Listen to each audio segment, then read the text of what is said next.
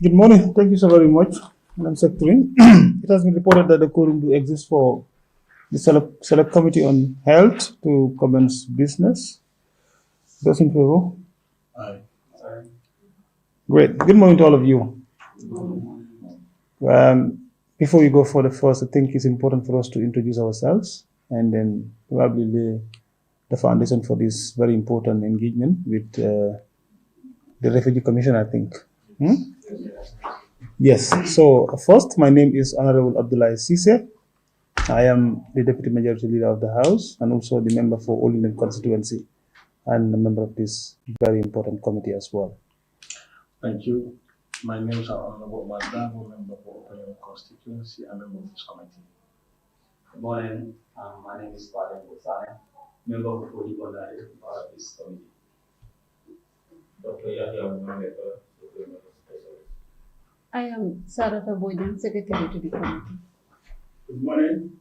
I am Umati Kamara, and I'm principal of Umati Kamara Council of Office. Good morning. I am Secretary Papa Mabuja. Good morning. I am James Good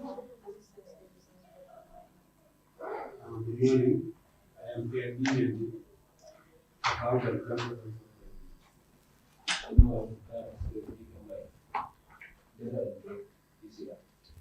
morning. I'm Palaka Mabuja, coordinator of the committee. Good morning. I am Akari Jaki, assistant. Thank you. Thank you so very much. Oti, you are the commissioner? Yes, I'm the acting commissioner. Acting commissioner. Okay, good. So you're welcome to the National Assembly. I think this is the first time we are engaging with you, if I can remember. Oh, we did before. Okay, second time. Maybe I was away then. Sorry about that. So since the meeting is an important one, we will have to give you the floor to at least go in detail to at least lay the foundation for this very important meeting as well before honorable members can have anything to also share with you. The agenda? Not okay. Sorry about that. For procedure, we first have to adopt the agenda so that we can go ahead with it. So the agenda before us. Do we have any issue before we? No, I think It's fine. Can someone move that we adopt? Yep. Thank you. Agenda is adopted. Thank you so very much. So, like I said before, thank you so very much for coming. We are indeed very grateful to welcome you to the National Assembly to have an interface with the Select Committee, at least for the second time. I think it's important, as a portfolio committee looking into the issues of refugees as well. It's important that we hear from the body responsible. As you can see, our members, most of them are out. Some people travel out of the country, but some of them also engage in our oversight visits around the country. So, but then we have a quorum. We'll still go ahead. We will hand the floor back to you to give us an update about, what is. They once wrote to the committee to have an audience. Then we wrote back to them, their people traveled. They asked us to reschedule the meeting. So it's like they're going to update us on this. Yeah, okay, good. Yes. So as the agenda reads, the discussion on issues of statelessness in Ghana Town, Kermode Ali, and other related matters. So just like the secretary said, when you wrote earlier on, we couldn't have the engagement because some of your members were not here. So we can give the floor back to you so that you can brief us more about or update us more about this particular issue before we go further. Thank you so much. Yes, thank you, Chairman of this committee. I'm representing the commissioner who traveled to Netherlands for 2 weeks study masters degree on immigration matters. I am also a national health from the Gambia Commission for Refugees. The issue at hand today, we are very much delighted to have you people and to have discussion on surrounding issues relating to statelessness in Ghana Town and Kermode Ali. the issue of Ghana Town emerged as a result of the workshop that we organized in sometime, is it September, October, with National Assembly members, journalists, and permanent secretaries at another conference hall. There, during discussion and presentation, recommendations were submitted that we need to have assessment conducted in Ghana Town, people of Ghana Town, and Kermor Ali. So this was something that we took up with UNHCR, the United Nations High Commission for Refugees, multi-country office in Dakar, and issues surrounding it. So they took it upon themselves, and they wrote back to us to say there's a little fund that is available where we can go ahead and conduct assessment of people of Ghana Town to know whether how many of them are at risk of being stateless. So this was granted, and then we wanted to do it alongside with GBOS, because they are the agency responsible for statistics in the Gambia. But along the line, we were not able to have them on board because of certain issues. Because the budget allocated for this survey was not quite sufficient to cater for the budget submitted by GBOS. So we were exchanging email back and forth until we finally agreed that UNHCR will provide all the material and the financial support, and then the assessment will be conducted on their platform. They provided the laptop, tablets, and the questionnaires were also drafted by GBOS. So we submitted, and it was validated. The questionnaires were validated. So and the budget was also submitted to us to our account at Standard Chartered Bank. So actually, we conducted this assessment. I don't know whether time will permit us. We prepare some presentation slides based on the findings we want to present and some of the recommendations, so that we can all be in the same state as to how the issue of people of Ghana Town has been handled by GCR, and then likewise the recommendation put forward by UNHCR and Gambia Commission for Refugees. So I don't know whether we can have that short presentation. It's in PowerPoint, we can project it, and then we do the presentation if the floor is level for us. All right, that's still fine. It's up to you. If the presentation is already available, It's available. you can do that, and that would set more light on the discussion we will have as well. All right, that's fine.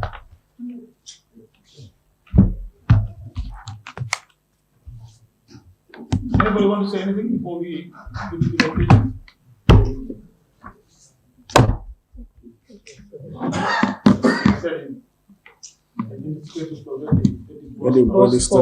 But this one is a different case. It's a different case altogether. Okay, that's all. That's fine. Let's do the presentation. We will have more pictures for you as well. And anyway, somebody join us right now. Okay.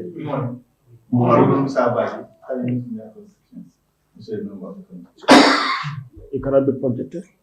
No. By Gambia Commission for Refugees and UNHCR. They provided expertise and financial support for us to carry out this assessment. Back in the next slide, I am the government status focal point. So the presentation will follow in this format. We would like to define who is a stateless person, the context, the Ghana Town, the objective of the assessment, demographic overview, the age distribution, gender breakdown, family status and children, place of birth and home, legal administrative barriers, parental, nationality and birthplaces, citizenship documentation, recommendation from Ghana or any other country, conclusion and recommendation. Another slide. So, by the definition, 1954, this is a convention relating to the status of stateless individual. It refers to the condition of a person who is not recognized as a national by any state under the operation of this law. This means that stateless person does not have nationality or citizenship in any country and lack the legal bond that confer rights and obligations of associated with citizenship. So this is somebody who doesn't have a nationality, because the bond between an individual and a nation is the bond, is nationality. So once that one does not exist, or the person doesn't have any, the individual is regarded as a stateless person. So the people of Ghana town, at some point, they have some issues surrounding nationality. So the study, next slide, Bakari. The Ghana town was established in the early 60s by Ghanaian migrants who settled in the outskirts of Brufut. Despite living there for 5 decades, for more than 5 decades, many residents remain stateless, lacking citizenship from the Gambia and Ghana. These people has been in the Gambia for so many years, and most of them, they were born here by their parents who migrated from Ghana. So they could not have Ghanaian national document, likewise the Gambia too. So this kind of condition make them to be at risk of statelessness. So the resident face significant barrier to obtaining citizenship due to gaps in our nationality law. So nationality law is the Constitution of the Republic of the Gambia defines this nationality. So once it doesn't capture this kind of people, and then they are at risk of statelessness. So they have been in this situation for so many years. And for us to resolve their issues, so we need to go back to the law and change in order for them to be considered as national, either in the Gambia or Ghana. So the objective of the assessment, there are 2 objectives of the assessment: to understand the legal status of individual living in Ghana town who are considered at risk of stateless due to lack of nationality document. 2, to propose recommendation to address the lack of documentation of this population who have been settled in the Gambia for several years. This was the main objective why we conducted assessment in Ghana town. So the survey, it was 1 week assessment that we conducted in Ghana town. And then the exercise targeted individual aged 18 and above. And the finding of the survey is as follows. Long-term residency without citizenship. They have been in, many residents have lived in Ghana town for over 5 decades without obtaining citizenship from the Gambia or Ghana town. Most of them, they are there, they cannot even have connection with Ghana. They don't have government nationality from the Gambia, ID card or passport from the Gambia, and they cannot also have a nationality document from Ghana. So the assessment also find out that one. Challenges due to statelessness. Residents face harassment from immigration officers because they are not Gambians and they are not Ghanaian. So many a time, immigration officers, while they are already, they will never arrest them and ask them to pay for residency permit. So sometimes they put them in a very funny situation. The temporary relief of measures in 2014, former President Jammeh issued a directive allowing residents to receive Gambian ID card, but this measure lacked legal backing. So most of them, there was a list provided to the Gambia immigration, and some of them were issued national document, the passport and ID card. But they have an issue with this passport and ID card. Once they are expired and they go to immigration, they don't allow them to renew because the manner in which that issue was taken, they said it has no legal backing. So many of them, even last week, there was a lady at the biometric center wanted to renew her passport and other things. They said, no, you are from Ghana town, you cannot. So it's a very funny situation that these people are facing. So the demographic overview of the survey involved 686 respondents with a diverse representation across different age groups and agenda. The age distribution, 18 to 24 years, is 194 respondents, that's 28.3%. 25 to 49 years, there are 343 respondents, that's 50%. And 50 to 59 years, 104 respondents, 15.2%. And 60 above, yes, we have 45 respondents, that's 6.5%. Now, the gender breakdown, we have male, 409 residents, resident, that is 59.62%. Then the female is 277 respondents, that's 40.38%. So the male are more than female. The age distribution above shown that 25 to 59 age group are the most affected lack of documentation. And these are the working, the youthful population. Like I say, Ghana now is a youthful population. Many of them are young, and then without documentation, it's worrisome. And these people in future will marry and bear children. If their status is not yet determined or they don't have access to nationality, the children that they are coming to born or will be born will also fall in the same situation like this that they are facing. Next slide. The family status. We are also interested in the family status and the children too. A significant portion of respondents, 63.3%, have children, which raises concern about the citizenship status of these children, particularly if their parents lack proper documentation. Like I said, the survey also gathered information about the family status, revealing that 434 are parents of a total of 1,335 children, 735 children. Out of that one, we have 842 boys and 893 girls. Under citizenship status of these children is vital, and it can significantly affect their future rights and status.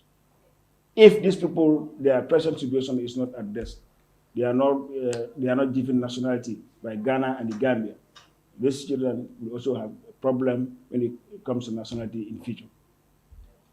The statistics illustrate that a huge number of refugees who were born by non-Gambian parents in Ghana town will be at risk of statelessness, as the Constitution of the Gambia does not grant citizenship based on the rights of the soil, just solely.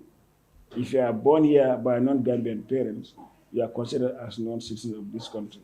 But if one of your parents is Gambian, one of the parents can confer his or her status to you as a citizen of this country. And this is against Article 15 of Universal Declaration of Human Rights, where no one should be deprived of his or her nationality or nationality. The place of birth and home. We were also interested in knowing the place of birth.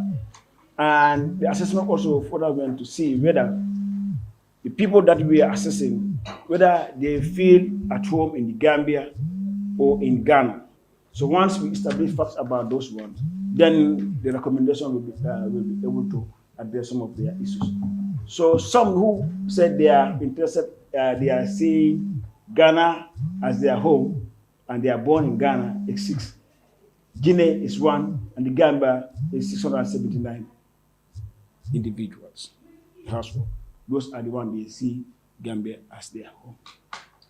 Now, 542%, 78.9% respondents are born in the Gambia against 138 born in Ghana. That's 19.5%. Regarding the place considered as home, 98% prefer to stay and live in the Gambia as Gambia. Only 6 out of 686 respondents consider Ghana as their home. So many of these people were born here. Most of them, they don't know Ghana, and they have been schooled here. They graduated, most of them, they have scholarship, and they could not travel because of passport or lack of travel document. So they are seeing Gambia as their home. They are not seeing Ghana. They don't even know Ghana. They speak our local languages, and they are peaceful, attitude, and they don't have problem when it comes to their relationship with the beautiful Ghana town. So it's important that we consider these people. The passage of time, we change our law so that they can be citizens either in Gambia or Ghana. The place of birth is important as determining citizenship or link with the state. This reveals 2 different realities to be considered while assessing the risk of statelessness. The first reality is to be analyzed with Gambian citizen law, which does not apply the right of soil for citizenship. The second one reality is the citizenship law of Ghana, which confer nationality for children for a child born in or outside the country from Ghanaian parent or grandparent. This opportunity to secure a citizenship in Ghana could appear higher. However, number of parents' lack of documentation from Ghana may hinder the process also. In Ghana, they have their constitution. A person born on or after 7 January 1993 Constitution or 1992, a person is a citizen of Ghana by birth if he was born on the 7th of January 1993 or after the date of that in or outside Ghana at the date of his or her, either of his parent or one grandparent was or is a citizen of Ghana. That's what their citizens say. So by the time of their birth, if one of their parent or the grandparent is a Ghanaian, they can acquire Ghanaian citizenship. That's what the Constitution is saying.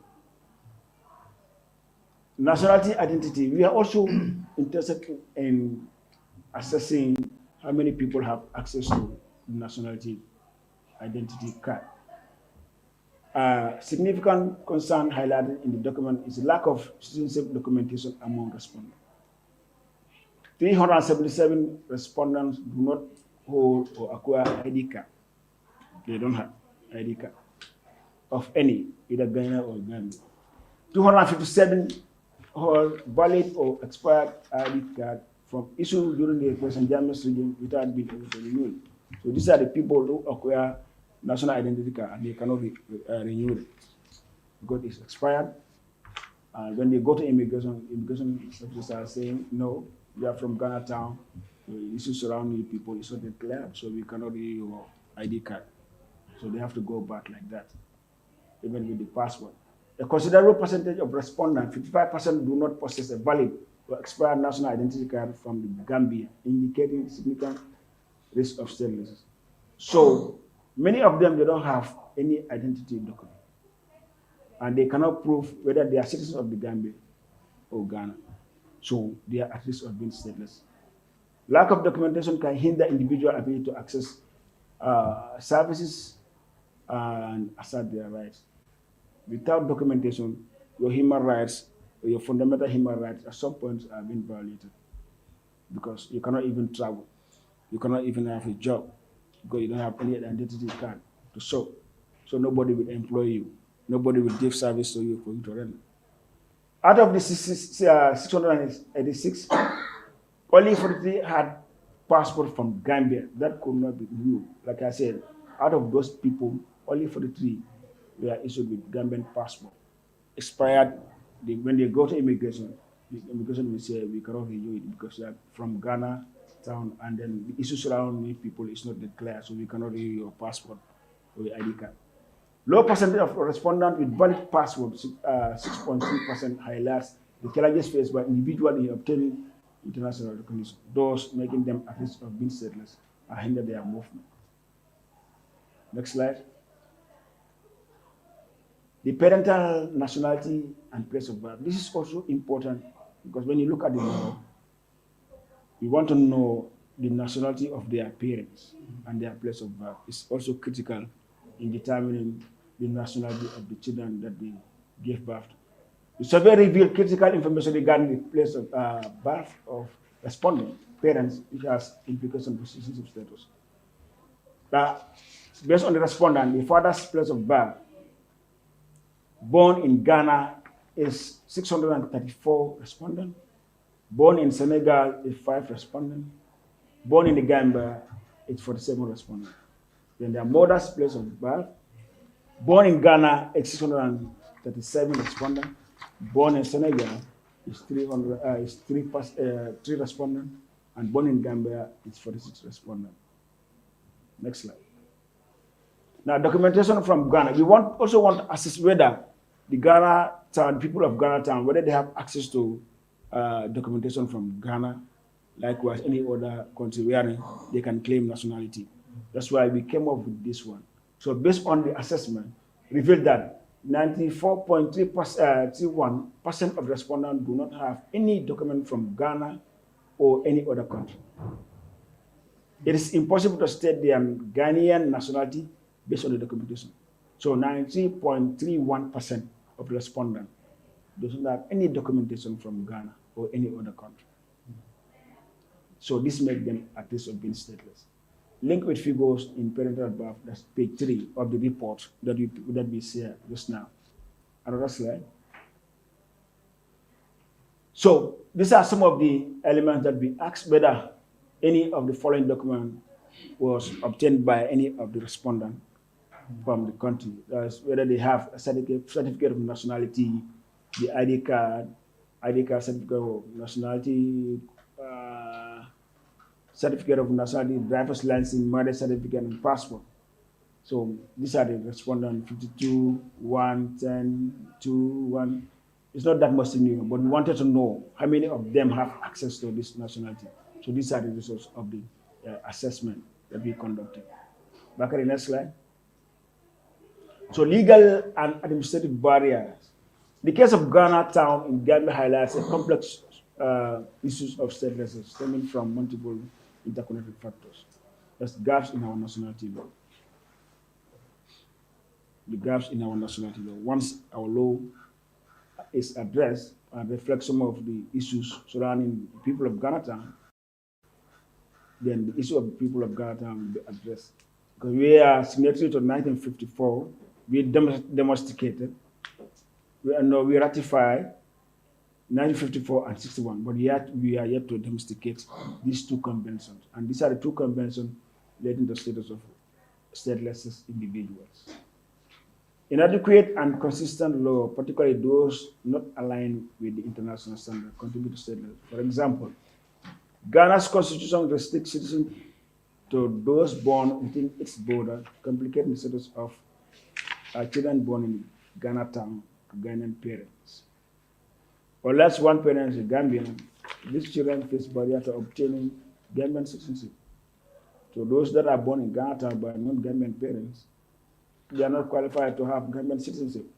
And most of them, they have been schooled and they went to school, educated, graduated, and they cannot have a job. They cannot even further their education because of their nationality status.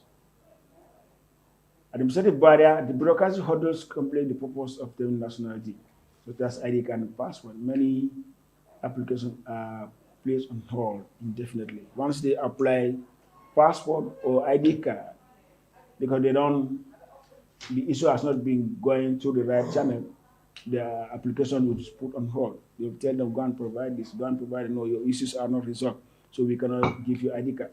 Lack of documentation affects access to. Most of them, they don't even have job. Those who graduated from senior secondary school and high school. At some point during the assessment, one said he had a PhD in agri. He was not able to have any document and could not secure any job in the Gambia. So discrimination and classification. Residents are often perceived as foreigners. Many a time when they mention their names or you ask them their names, you interact with them, they will tell you many times they are asking us we are foreigners. And they have been residing in the Gambia for almost 50 years. Still now, they cannot acquire citizenship, they are not recognized as citizens of the Gambia and that of Ghana too. So they are in a very funny situation. Next slide. International commitment and legal framework. Gambia is connected to these conventions, like I mentioned. 54 is about the status of stateless person. We ratified, and 61 too, but we are yet to domesticate it in our nationality law.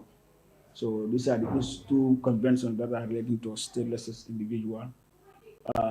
Once they are identified, the 61 is saying, or 54 is saying, they need to have to enjoy their human rights as individual at risk of statelessness. But we are yet to have this one in our constitution. It's yet to be domesticated. Despite this framework, there are ongoing challenges in implementing this commitment effectively. For instance, gaps remains between legal provision and practical reality faced by individuals like those in Ghana who struggle with their citizenship issue. So we still have some issues to work on so that we can respect our commitment made at international level. Once these conventions and treaties signed, they need to be rectified and domesticated in our nationality law so that it can be fully realized in our laws and our policies. Overall, while the Gambia has made significant strides in adopting international conventions relating to refugees protection and statelessness reduction, there is still a need for further alignment between legal framework and practical implementation. So this is something that we are looking forward to once the issue of people of Ghana Town and address with regards to the legal reforms, the 54 and 61, then we'll have a very conducive environment for people of Ghana Town. The assessment also highlighted the conclusion. Critical issues surrounding citizenship and statelessness in the Gambia, emphasizing the urgent need for legal and policy reform to address challenges highlighted below. One, the demographic insights. Most respondents are aged between 25 and 49, with a notable male dominance, 59.62%. This demographic is crucial as it represents individuals who are likely to have families and be directly affected by citizenship issues. So it's a youthful population, and these are the people that will likely marry and bear children. So once their personal nationality issue is not addressed, the children that they come to have will also have the same issues. So when are they going to, their issues going to be resolved? Lack of documentation, a significant portion of the population lack essential documentation.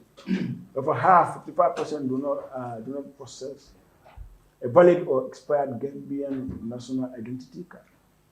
An alarming 86.1% do not hold a valid passport. This lack of documentation severely limits individual ability to assert their citizenship rights and access essential services. Like I said, once you don't have documentation, your fundamental human rights are being violated. Nobody will give you a job. You cannot work and you cannot go to school. Even to access hospital is a problem because you need to have an identification document. So they are facing some of these problems. And once we don't change our laws to reflect their issues, they will be in this situation for so many years again. Next slide. The parental nationality data indicates that a substantial number of respondents have parents born in Ghana. The 92.4% for fathers and 92.9% for mothers. This situation raises concern about the citizenship status of individuals with foreign-born parents, that it may implicate their claim to Gambian nationality. So with these people, once you are born by Ghanaian parents, with the Ghanaian mothers, you claim nationality in the Gambia will not give it to you. Unless one of your, maybe if your mother is from Ghana and your father is from Gambia, through your father, you can acquire citizenship of the Gambia. But once that is not the case, you will be in that situation. You cannot have access to our nationality, likewise Ghana too. So the children citizenship rates, with 63.3% of respondents having children, there's a pressing need to address the potential risks of statelessness for future generations. The total counts of boys, 842, and the girls, 892, suggests that many children may face challenge in securing their citizenship right if their parents lack proper documentation. These boys will grow and they will also marry, likewise female too.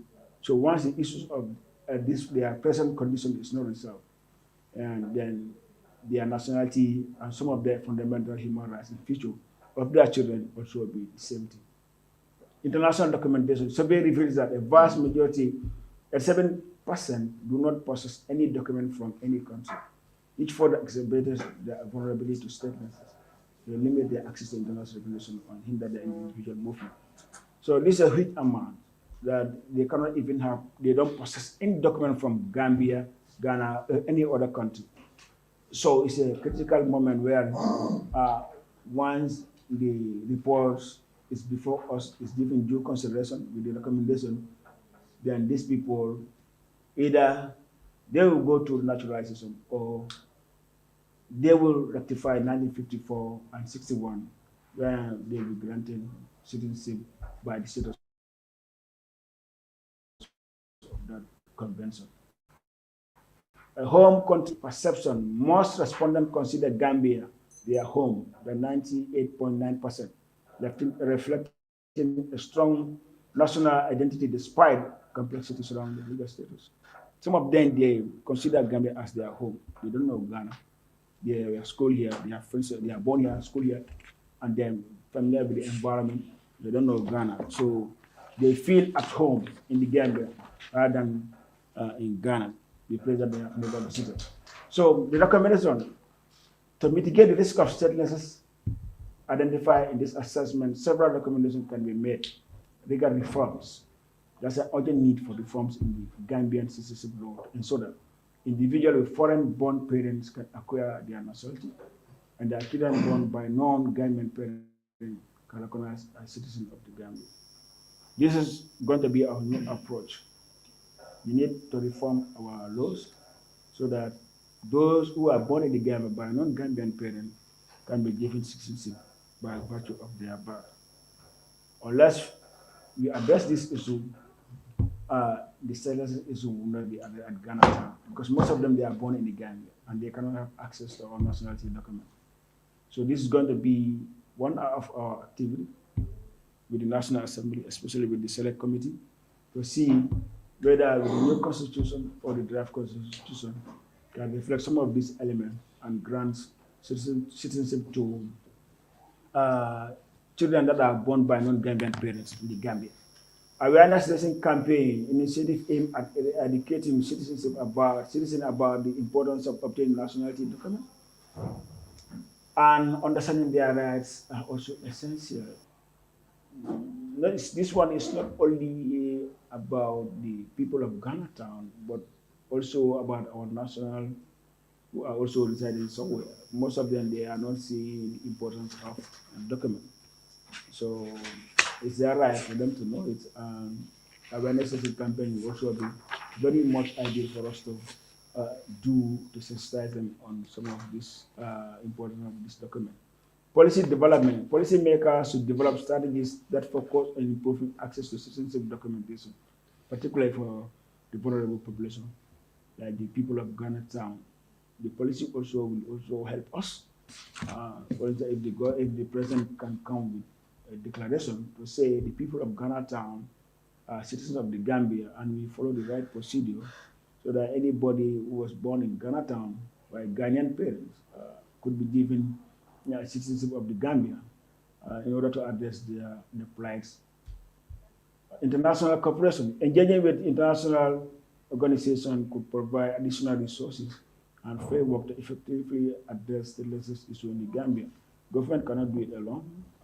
We want to extend our engagement with other international NGOs so that they can come up with some programs and activities to help Gambia government through Gambia Commission for Refugees in addressing some of these issues surrounding statelessness in the Gambia.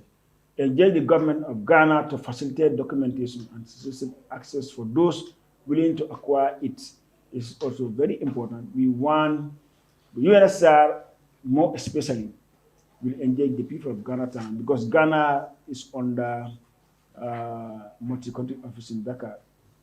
They are also answerable to UNSR multi-country office in Dakar.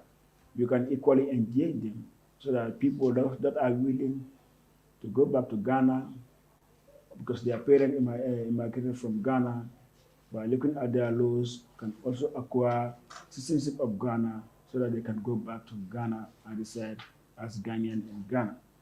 Engage the government of the Gambia to facilitate naturalization process for Ghana town community. If the policy also is difficult, we can also come up with maybe with some administrative issues or policies or law which will allow the people of Ghana town, if we cannot grant them direct citizenship, but we can also make our naturalization process flexible for them to naturalize for those who want to naturalize as citizens of the Gambia. They are seeing Gambia as their home. This is also very important. The government of the Gambia, we are yearning for what to, so that they can make some policies regarding the naturalization of people of Ghana or mere pronunciation by the government of the Gambia through procedures they can acquire citizens of the Gambia. And somebody finding underscores the complex interplay between nationality, documentation, and statelessness in the Gambia, highlighting the need for immediate action to protect individuals' rights and ensure that all citizens have access to necessary identification and legal recognition. So the people of Ghana town, unless we change our legal documents and policies, they still remain at risk of being stateless in the Gambia. So this is what we we are able to find out during the assessment conducted by UNHCR and Gambia Commission for Refugees. The report is here is before each and every one of you. And I'll stop here and then maybe wait for any questions or query or a concern that we'll be able to answer from the members of this committee. So thank you all. Thank you so much. Thank you so much. Kuti Kamara. Yes. I think there's a brief presentation of the findings in Ghana. So, yeah, that's all from you, huh?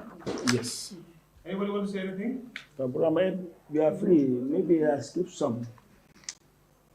Person or any? Pair? Yes, Fabra. I think we have said all. Maybe we can listen from you. If you have any concern, you ask, so you'll be able to respond. That's fine. That's the report from the findings. That's why you are here as a team. Team song. So, Honorable Member, I think we had the presentation, well explicit, and in fact very interesting, because for me, I think I heard about Ghana Town for so many years. If I tell you how many times I've gone to Ghana Town, you wouldn't believe me. I remember the first time I went there was in 2019. I went and I, interacted with some people in Ghana Town, not even knowing that they are not, citizens. Because I don't know what is stopping them from being citizens of this country, as per our law. I saw a provision in the law that talks about citizenship by naturalization. Is that a problem for them to naturalize in the Gambia and obtain citizenship? Because not the one, because the law says if you stay in the Gambia for 15 years, you can apply to be naturalized in that country. So I don't know, maybe the applications are different. We will come to that, but I'll have to give the floor to members first so that they can ask questions as per the presentation. And if there's any other thing outside that, we can still discuss further and build up as well. Because then we will have the opportunity also to ask many questions to both the minister, who will be coming here to tell us how we can approach this issue and what can be done. You understand? So then they will still come back to you to give them, those recommendations and whatever, solution is probably feasible for this particular issue. So we will give chance to other members first. Before you come in, there are two villages or communities mentioned here. Yeah. Ghana Town and Kenmore. Yeah. We are not able to do Kenmore and assessment on Kenmore. We did the sensitization on everything. We went there. But upon arrival on the very day for us to conduct this exercise, the security officers on the ground informed us that the place where you are going, that it's in Senegal. It's not in the Ubers. And the Senegal Commission for Refugees has been coming here and has been interacting with them. Then we are there together with the UNHCR. They asked us, we cannot step beyond the borders. So let's wait, we will go back and communicate with Senegal Commission for Refugees so that we can agree on one common ground. There is going to be a joint assessment conducted by the Senegalese Commission for Refugees and the Gambia Commission for Refugees. Then they went back, and then we are yet to have any information from them. So once we receive information from them, that we can have joint assessment of Kenmore. There are two Kenmore Islands, the one on the Gambian side and the one leading in Bubas. Yeah. So the one in the Gambian side, we assess those ones. Those people, they all have Gambian. Okay. Even the new birth certificate and ID card. But those ones and the Bubas one are an issue now. Okay. We don't know. We went there, we had a sensitization with them. Those are legal family. Yeah. So we had a sensitization with them. We agreed the day, and then we are going to do this assessment. But upon arrival, things changed. So we are with the international staff. They asked us to go back. Okay. supposed to be necessary. That's fine. That's okay. So Good. we are not able to Conduct the work. Okay. assessment. We are hoping. Okay. That's fine. That's okay. At least let's deal with the one you've done already. That's the Galatan one. I think we have many questions for you today. Honorable? Yes. Thank you very much, Honorable Chair, for giving me the opportunity. Honorable Chair, let me also take this opportunity to thank the presenter. Despite the Kamakunanga, but the presentation is really meticulous and so explicit, you know. But like, I have a concern, Honorable Chair, about the presidential directive which was given to issue documents to the peoples of Ghana town. And you said that presidential directive did not have legal backing. And this presidential directive, which we consider as a law, what basis do you use to ascertain that the presidential directive did not have a legal backing? For me to answer that one will be a problem because we also made it like that. Many times, this is information that we normally see from the applicant, from the Ghana and from immigration people. I think there was a communication that is related to that work, but we are not privy to that one. I think that one, but then I was not even working with the Ghana Commission. And also even not. Allow him to complete so then you can. I was not working with the Ghana Commission for Refugee. Yes. So I think there are The communications. directive was illegal. The directive was illegal? How? Oh, okay, we'll get there. Don't worry. We'll get there. When I take the floor, I'll elaborate on that. No. So you answer there, okay? Then. Hey, I'm sharing this with you. If you want to talk, I'll give you the floor. Okay? You want to say anything? Take from Yeah. the chair. I think I have a follow-up. Are you done with him? A follow-up question? No, I have a follow-up. Like, you know, even when the directive was given, there were others who were given ID cards and other documents. An open expression, when they went to renew, you said they could not renew their documents. Why do you have to accept it at the first place to act only presidential directive to issue them those documents? And when the documents were expired, you refused to renew. After the pronouncement, I think there was a list provided before the immigration. Okay. They acted on that list. And those were the individuals that were issued with national identity, like passport. So out there, then there are some other additional lists that were also coming from Ghana. So along the line, I don't know, somewhere at some point, they say the directive is did not go through the next channel, and it doesn't have legal backing, so we cannot proceed with it. That was the time they halted everything. So for me, I'm not privy to that communication. Okay. But then maybe Yes, let my colleagues come. working with another unit. Yeah. Yes. Thank you, Chief Superintendent, Yes. Camara, and members of your commission. This is the entire commission, beside Mania. No, we are about 24, 28. What is the gender representation? Yes.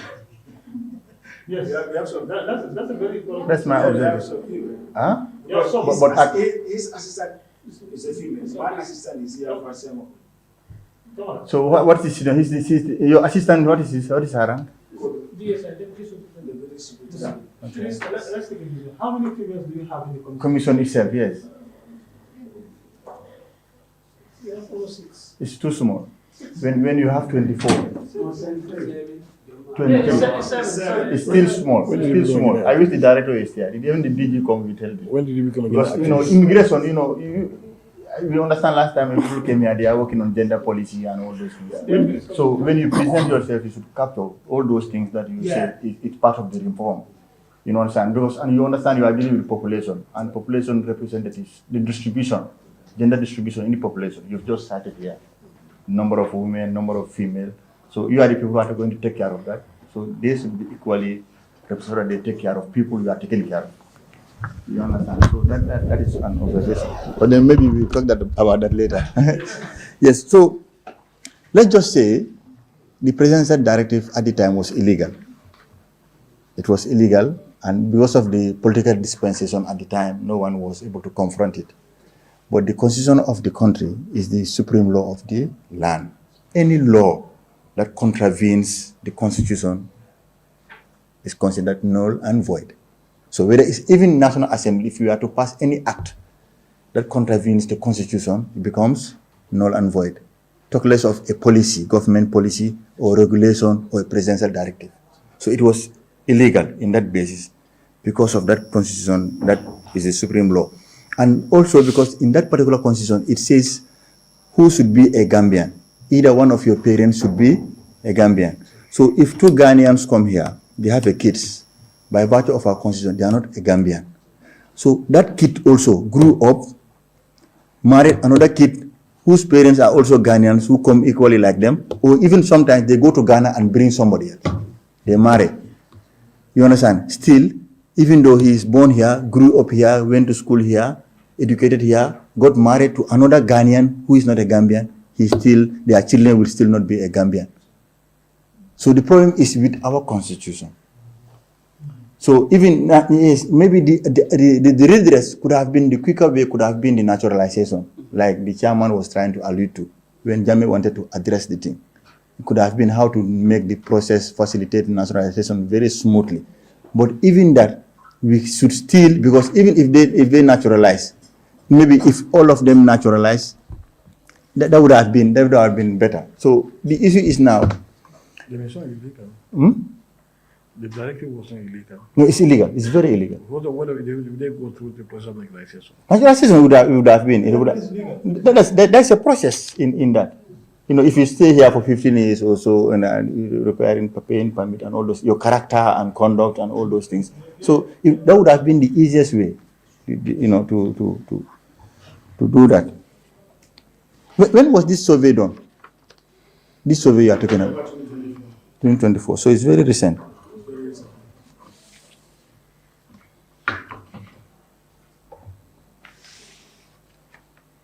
So my issue is even though they are here, they don't have no documentation. But for me, that might not sound as stateless. When you look at Ghana's constitution, you've just quoted. By virtue of Ghana's constitution, they are Ghanaians. They are undocumented Ghanaians. So, the issue now is, if they so choose to be Gambian, how do we now make them Gambian? It's by changing our constitution. But now, for me, the issue of statelessness will not appear. But then, Ghana don't have embassy here. They don't have embassy in Dakar.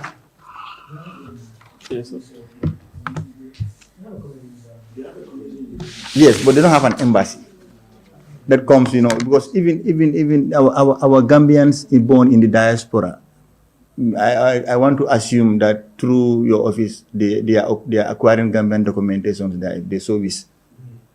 That's right. So I don't know the relationship you want to establish here with the Senegalese authorities. Have you done that with Ghanaian authorities to see that, you know, they are considering them as Ghanaians, even if their constitutions includes them as sees them as Ghanaians? Because their constitution is more deeper than us. It is capturing from grandparents. You understand? So, you know, if maybe they don't have the political will or they don't have the resources, so there is more to this than just changing our laws. But I want to believe that if those that are here, they want to be Gambians, and now we change our laws, it will be as good as that to enable them. But I am of the belief, I want to advocate that anybody who's born in the Gambia, regardless of parents not being Gambian, they are supposed to be Gambians. You know, in that is what is holding Gambia back and even Africans back. You know, United States is developed by immigration. Most of the people, the great people you mentioned in America, who developed America, they are immigrants, or parents of immigrants, even to their presidents. Even Trump, his grandfather is not a U.S. citizen. Even his father, nationality, yes. No, I can, even he can be media, he knows that. People are, even in campaign, they are not. American President, Barack Obama, is he not a Kenyan? His father is from Kenya. By virtue of the physical structure of America, he's not even born in America's land territory. He's born in Hawaii. So, but then he benefited America more than Africa. So, for us Gambians to develop, there are a lot of people who are born here. They have the potential to contribute to the national development, but we are ostracizing them just on the fact that their parents are not Gambians. And I think universal human right, you quoted here, and I think this is something we should be propagating and advocating for, so that even when we change our constitution, we all endeavor to ensure that anybody who is born Gambian is considered as a Gambian. We are in favor of this, and I support this adventure, and then I give it my blessing. So I want to, maybe you can help us with recommendations or steps, or maybe to furnish us at the end of this survey. You've not captured any recommendation? I skip it. I missed it. Yes. Yeah.